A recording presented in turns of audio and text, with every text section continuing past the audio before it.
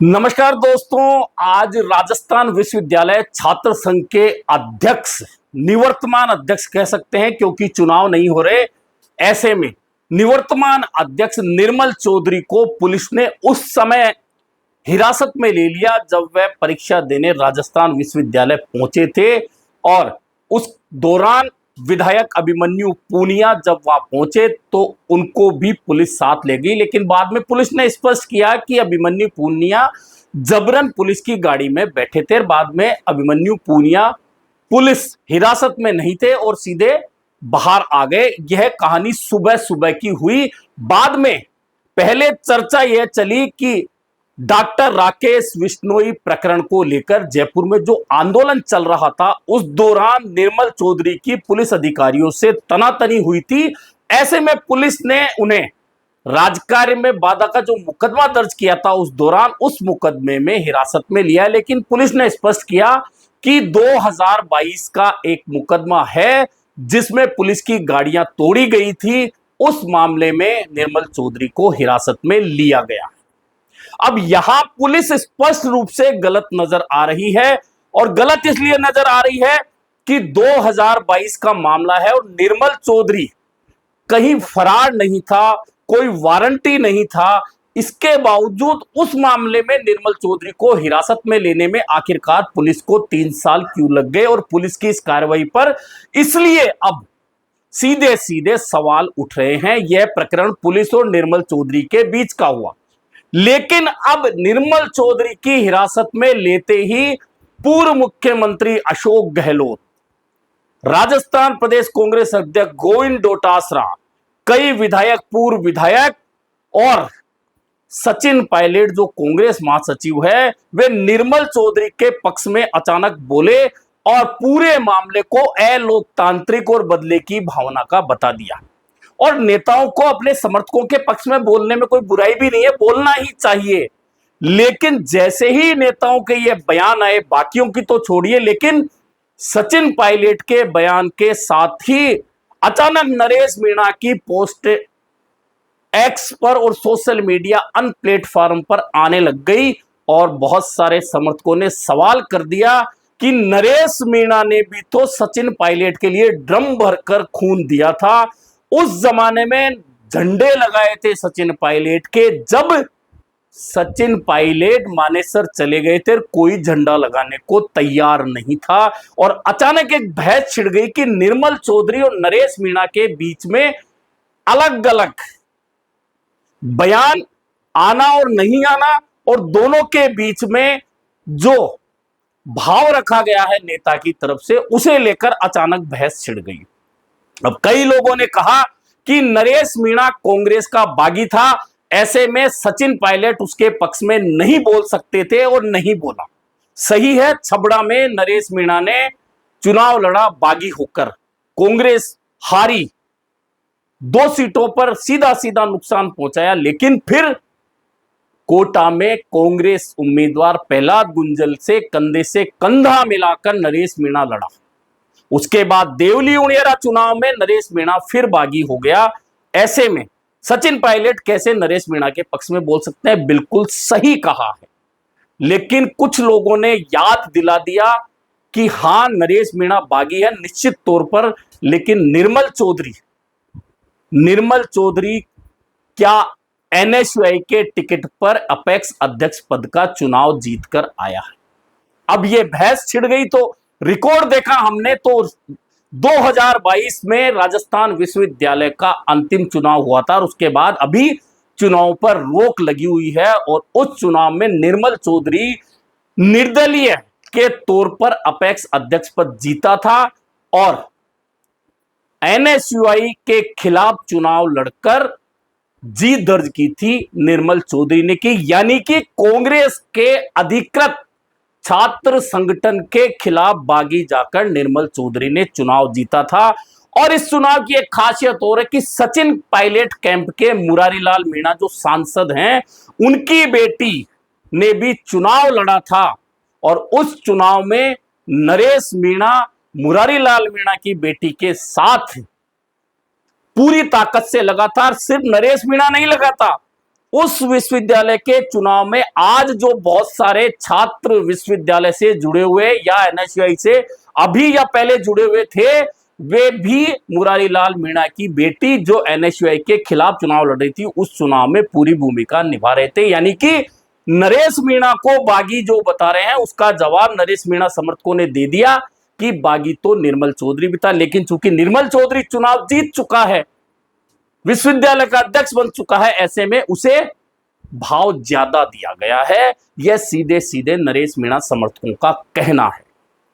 अब इस पूरी राजनीतिक कहानी में जो पूरी राजनीतिक कहानी है उसे समझनी पड़ेगी कि नरेश मीणा के पक्ष में सचिन पायलट क्यों नहीं आए।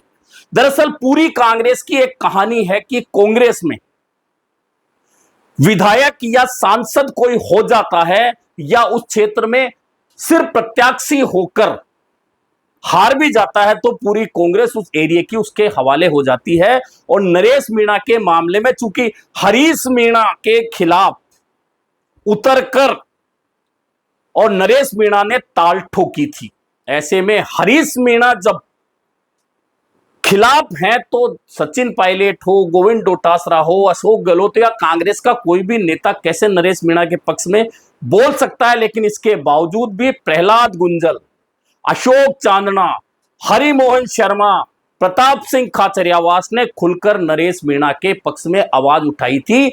यह तमाम लोगों को पता होगा। इंदिरा मीणा कांग्रेस की विधायक ने उठाई थी, घनश्याम मेहर ने पत्र लिखा था।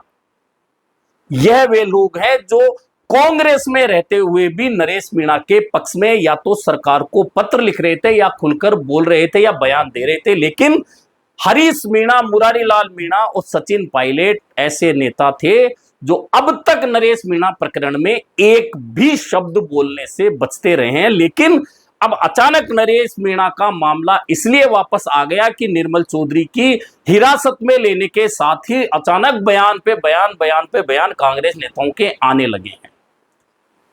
दरअसल पिक एंड चूज नेताओं की नीति रहती है और सचिन पायलट उससे जुदा कैसे हो सकते हैं। उन्होंने भी पिक एंड चूज करा। अब लोग यही याद दिला रहे हैं कि नरेश मीणा ने भी तो सचिन पायलट के घर आकर 2000 लोगों के साथ में कांग्रेस ज्वाइन की थी। ज्वाइन ही नहीं की, सचिन पायलट के लिए पूरी ताकत लगाकर काम भी किया। और जब अजमेर से जयपुर तक पार्टी के खिलाफ चलकर सचिन पायलट यात्रा निकाल रहे थे तो नरेश मीणा और अपने समर्थकों के साथ में उस पूरी यात्रा में मौजूद रहा था। ये तमाम बातें लोग अब याद दिला रहे हैं, लेकिन याद दिलाने से होता क्या है। हरीश मीणा अगर वहां सांसद है टोंक से, तो विधायक सचिन पायलट भी टोंक से हैं और हरीश मीणा को नाराज करके सचिन पायलट कभी भी नरेश मीणा के पक्ष में एक शब्द एक बयान भी नहीं देंगे, ये तय मान के चलिए। और नरेश मीणा के पक्ष में बयान देना तो बहुत दूर की बात है। वह समरावता जो टोंक जिले में है वह पूरा जल गया, तमाम चीजें हो गई। लेकिन मजाल है जब हरीश मीणा वहां नहीं गए, सांसद और विधायक उस क्षेत्र के होने के बावजूद, तो सचिन पायलट को भी समरावता से कोई ज्यादा लेना देना नहीं रहेगा।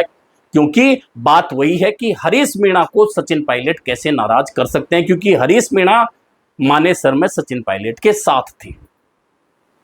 कुल मिलाकर मामले दोनों अलग हैं। निर्मल चौधरी का मामला अलग है और निर्मल चौधरी के पक्ष में अगर कांग्रेस के विधायक अभिमन्यु पूनिया बोल रहे हैं, मुकेश भाकर बोल रहे हैं, सचिन पायलट बोल रहे हैं या अन्य नेता बोल रहे हैं तो उसमें कोई बुराई नहीं है। अगर निर्मल चौधरी उनका समर्थक है तो उसके पक्ष में खड़े होने में कहीं कोई बुराई नहीं है, होना चाहिए। लेकिन सवाल तमाम लोग वही उठा रहे हैं। जब खुद नरेश मीणा ने भी, आपको याद होगा, कहा था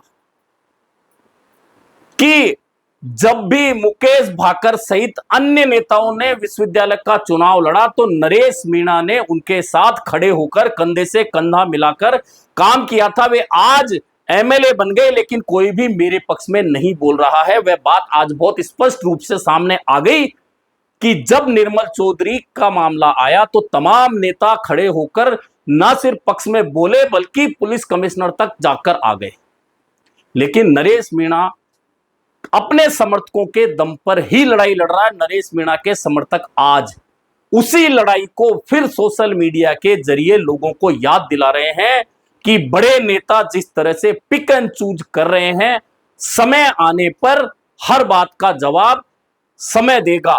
अब वह समय क्या जवाब देगा, कौन सा बड़ा नेता है, कौन सा नहीं है, ये तमाम बातें आगे जाकर आएगी। लेकिन मैं बार बार कहता हूं कि नरेश मीणा चाहे आज जेल में है, आगे कब तक जेल में रहेगा, कब छूटेगा, अलग सवाल है, कानूनी सवाल है। लेकिन नरेश मीणा की राजनीतिक जो परिस्थितियां, पहले छबड़ा चुनाव और फिर 200 किलोमीटर आकर देवली उनियारा में 60,000 वोट हासिल करना, छबड़ा में 50,000 उससे पहले हासिल करना, 2 बार निर्दलीय के तौर में अलग अलग जिलों की 2 अलग अलग सीटों से इतने वोट लेकर आ जाना, एक चीज तो बहुत स्पष्ट करता है कि नरेश मीणा के पीछे सच्चे समर्थकों की भीड़ है, जो आगे चलकर कम से कम पूर्वी राजस्थान की 2 दर्जन सीटों पर बहुत सारे नेताओं को सबक जरूर सिखाएगी।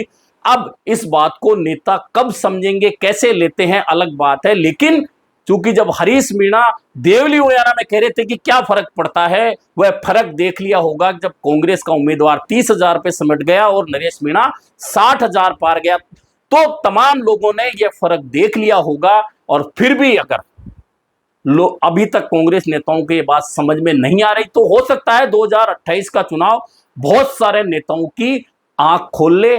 फिलहाल निर्मल चौधरी हिरासत में है और 2022 का जो मामला पुलिस बता रही है, उस मामले को लेकर उन्हें हिरासत में लिया गया है। उस मामले को लेकर कांग्रेस के विधायक पुलिस कमिश्नर से मिल चुके हैं, लगातार आवाजें उठ रही है। अब इस मामले को लेकर पुलिस क्या रवैया अपनाती है, क्या कोर्ट में मामला जाता है, जमानत होती है, नहीं होती है, निर्मल चौधरी को जेल जाना पड़ता है, नहीं जाना पड़ता है, ये तमाम बातें अब आगे देखी जाएंगी। लेकिन निर्मल चौधरी का मामला सामने आते ही नरेश मीणा और निर्मल चौधरी के बीच में नेताओं को का जो रवैया रहा है, उसे लेकर अब सोशल मीडिया पर एक नई जंग छिड़ चुकी है।